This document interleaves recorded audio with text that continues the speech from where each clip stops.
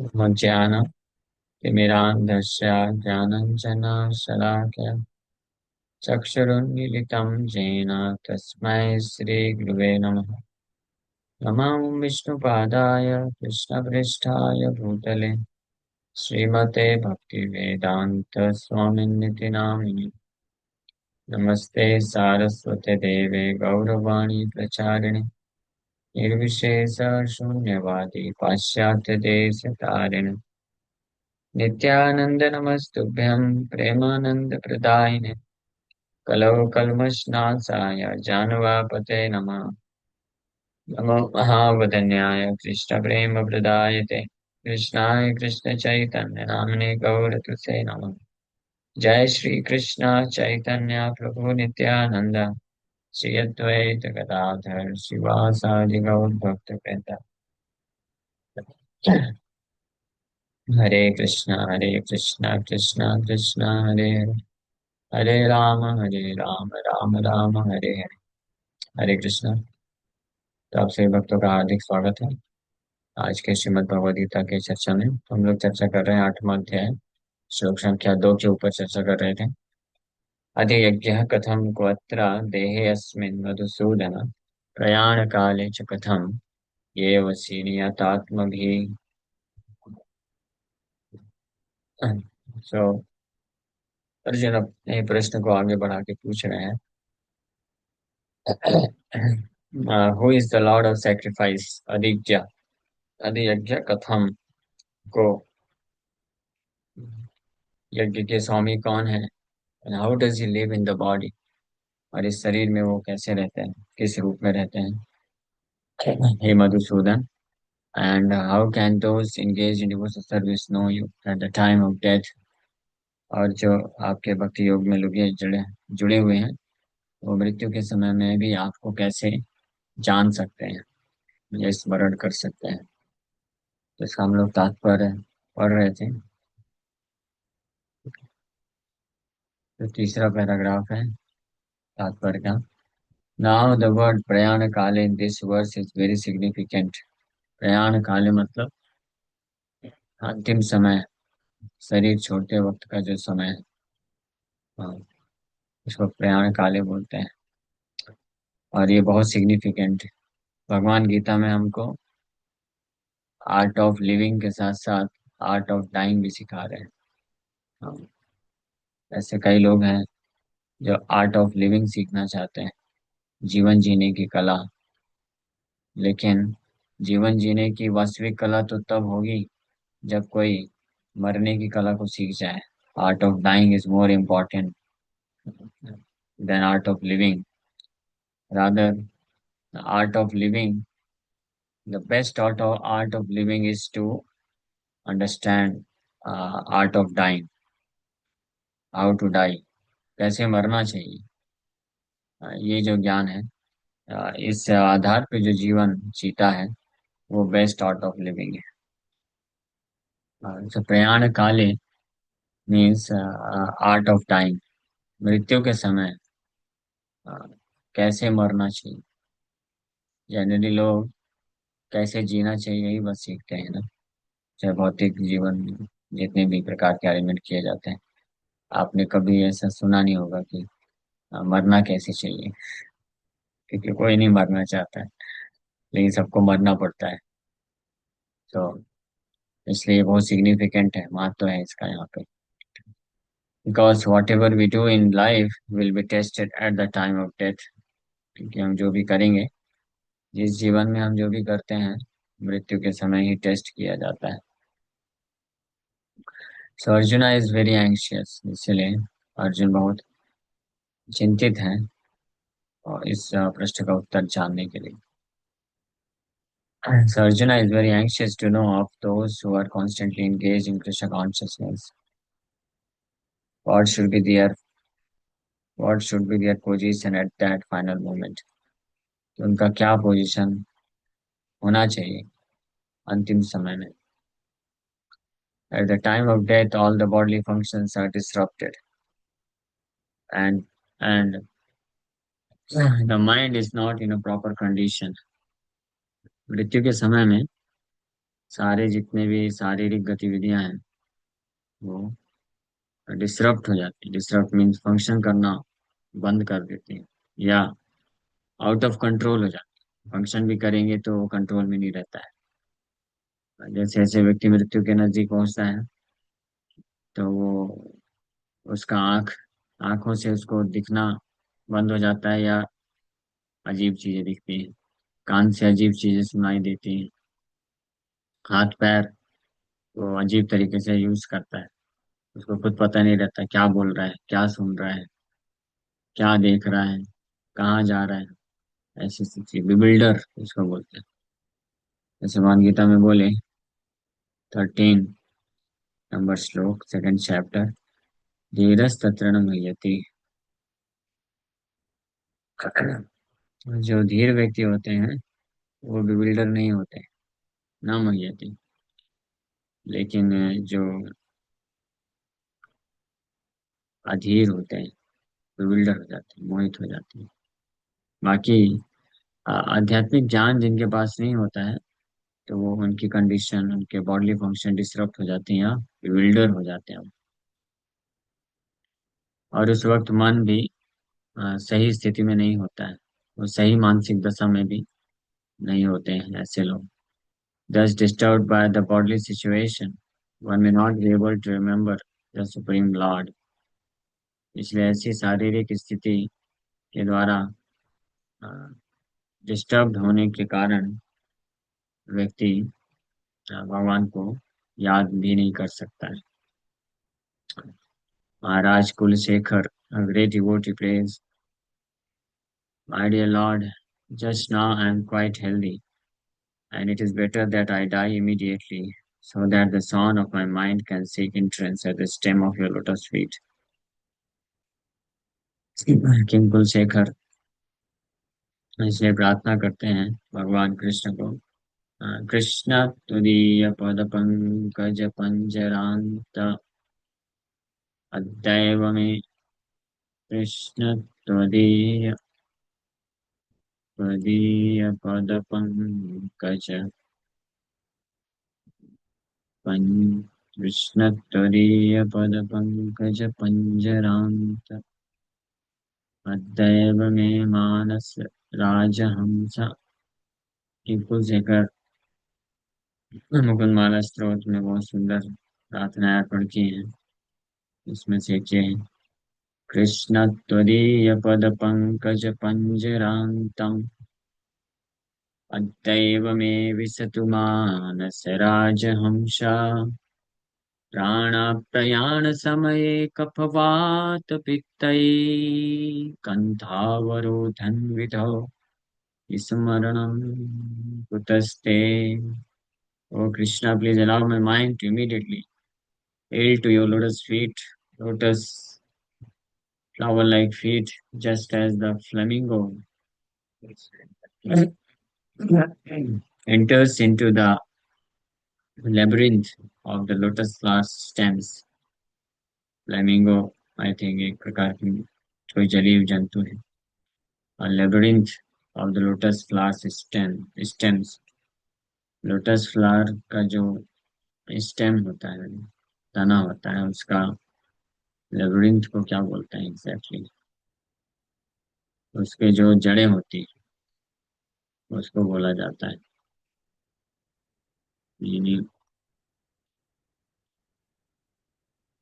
भूल भुलैया बोला जाता है। वाह। तो उसके भूल भुलैया में ये फ्लेमिंगो नामक जो होता है, आई थिंक कोई वो है, यस बर्ड है, एक प्रकार का डक की तरह एक बर्ड है जो फंस जाता है। तो उसको उसमें जाके फंस जाता है, इंटर्स into the labyrinth of the lotus flower's stem. So when at the moment of my last breath, my throat becomes constricted by the action of the bodily humor, air, bile, and phlegm, how will I be able to remember you? तो मैं आपको कैसे याद कर पाऊंगा? इसलिए इस वर्ष को प्रभुपाद जी गाए हैं बहुत सुंदर तरीके से। आपको सुनाए क्या प्रभुपाद जी कैसे गाते हैं? सुनिए। कृष्ण तुरीय पद पंकज पंजरांत अतएव मे मानस राजहंस प्राण प्रयाण शमय कपपात कंठावरोधन स्मरणं कुतस्ते भजन पट कृष्ण त्वदीय पद Pankaj पंजरांत। Prayers of King Kulsekhar. Yes. So, Sri Prabhupada, सुनिए बहुत सुंदर।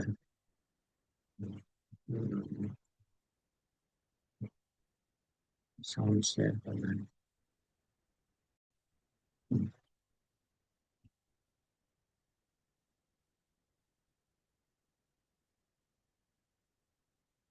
कृष्णा तदीय पद शेयरिंग गलत हो गया।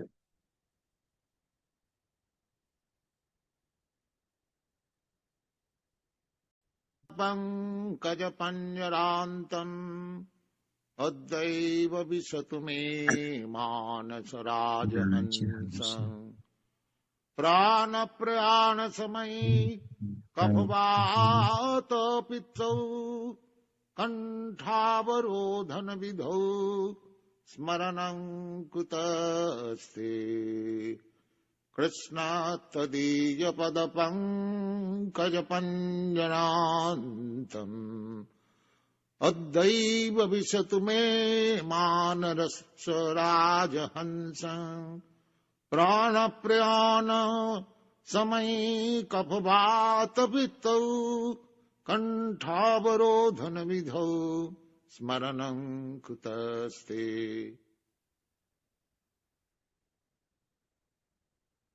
इस श्लोक पे प्रभुपाद जी एक बहुत अच्छा प्रभुपाद जी का तात्पर्य भी कोई सुन सकते हैं। इंग्लिश में है लेकिन सुन लीजिए, मैं आपको एक्सप्लेन कर दूंगा। Prayer is taken from one book known as Mukundamala Stotra.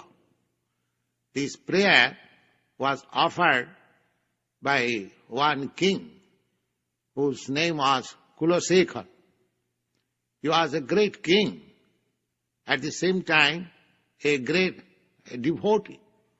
There are many instances in the history of Vedic literature that the kings were very great devotees, and they are called Rajarsis. Rajarsis means, although they are on the royal throne, they are all saintly persons. So this Kulasekhar, King Kulasekhar, is praying to Krishna that, my dear Krishna, the swan of my mind may now be entrapped with the stem of your lotus feet, because at the point of death, the three elements of bodily functions, namely the mucus and the bile and the air, they will overlap and there will be a choking in the voice. So I shall not be able to utter your sweet holy name at the point of my death. The comparison is given in this way, that the white swan, whenever it finds a lotus flower, it goes there and sports by diving into the water and entangling him in the stem of the lotus flower. So, King Kulasekhar wants that in the healthy stage of his mind and body, he may be immediately entangled with the stem of the lotus feet of the Lord and die immediately. The idea is that one should take to Krishna consciousness while his mind and body is in good condition. Do not wait for the last stage of your life. Just go on practicing Krishna consciousness while your body and mind is healthy stage, and then at the time of death you shall be able to remember Krishna and his pastimes and be immediately transferred to the spiritual kingdom. तो ये example रूपा जी लिख रहे हैं तात्पर्य में कि कुलशेखर ऐसे प्रार्थना करते हैं भगवान को कि जैसे स्वान एक पक्षी होता है, हंस किसी तालाब में कमल कमल के पौधे होते हैं तो उनके जड़ों में जा करके फंस जाता है। तो इसी प्रकार से किंग कुलशेखर महाराज प्रार्थना करते हैं कि अभी मैं हेल्दी हूँ, मैं बोल सकता हूँ, मेरे सारी इंद्रियां फंक्शन कर रही हैं। तो हे भगवान कृष्ण, कृपा करके मेरे मन रूपी अ, हंस को आपके चरण कमलों के भूल भुलैया में, चरण कमलों के stem, at the stem of your lotus feet में इस मन को फंसा दीजिए, ताकि मैं जैसे शरीर छोड़ूं तो आपके चरण कमलों को प्राप्त कर लूं। क्योंकि मृत्यु के समय अ, जब मेरा जो है सारी इंद्रियां काम करना बंद कर देगी तो उस वक्त ये मन को आपके चरण कमलों में लगा पाना बहुत कठिन हो जाएगा। तो आइडिया प्रभुपाद जी बता रहे हैं, इसका अर्थ क्या है? इसका अर्थ ये है कि जब तक हमारा शरीर स्वस्थ रहता है, हम बोल सकते हैं, सुन सकते हैं, देख सकते हैं, कुछ कार्य कर सकते हैं, तो उस अवस्था में उस अवस्था को पूर्ण रूप से जो उसका लाभ उठाते हुए कृष्ण के चरण कमल का स्मरण और आश्रय और सेवा कर लेना चाहिए। अन्यथा ये एक बहुत बड़ा लॉस हो जाएगा व्यक्ति का। इसी चीज को यहाँ पे किंग कुलशेखर बोल रहे हैं। The metaphor is used because the swan, a bird of the water, takes pleasure in digging into the lotus flowers. Its sporting proclivity is to enter the lotus flower. Maharaj Kulsekhara says to the Lord, now my mind is undisturbed and I am quite healthy. If I die immediately thinking of your lotus feet, then I am sure that my performance of devotional service will become perfect. But if I have to wait for my natural death, then I do not know what will happen. Because at that time, the bodily functions will be disrupted, my throat will be choked up, and I do not know whether I shall be able to chant your name. Better let me die immediately. So Arjuna questions how a person can fix his mind on Krishna's lotus feet at such a time. So Arjun का इस प्रकार का प्रश्न है कि प्रयाण काले च कथम ज्ञेयोऽसि नियतात्मा भी। जो आपके भक्ति योग में लगे हुए हैं, वो ऐसे भक्त लोग मृत्यु के समय में आपको कैसे याद कर पाते हैं? क्या करना, क्या करें कि आपको मृत्यु के समय में भी स्मरण कर पाए? ओके, ये प्रश्न अर्जुन का, कल से हम लोग इसके उत्तर पर चर्चा करेंगे। Hare Krishna. Thank you very much.